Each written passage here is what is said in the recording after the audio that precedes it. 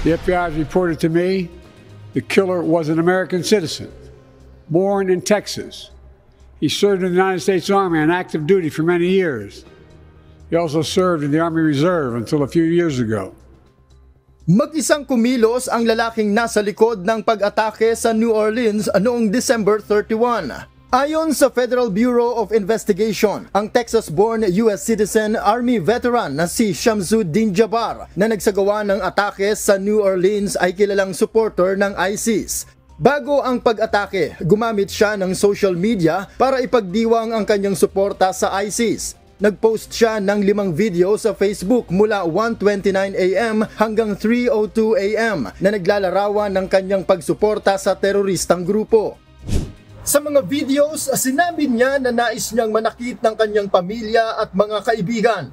Ngunit nag-alala siya na hindi tututukan ng media ang gyera sa pagitan ng believers at disbelievers.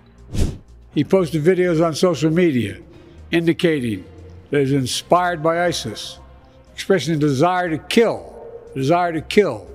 Ipinakita rin ni Jabbar na sumapi siya sa ISIS bago ang nakaraang summer at inihayag ang kanyang last will and testament. Napag-alaman ng FBI na may isang ISIS flag sa truck ni Jabbar at mga improvised explosive devices sa lugar ng atake. Walang nakitang koneksyon ng atake sa New Orleans sa insidente sa Las Vegas noong araw rin na yon. Patuloy ang investigasyon ng mga otoridad at itinaas ang seguridad para sa mga darating na events sa New Orleans kasama ang Sugar Bowl game at ang Super Bowl. Noel Poliarco, UNTV News and Rescue. Diyos ang aming sandigan, serbisyo publiko ang aming pinahahalagahan.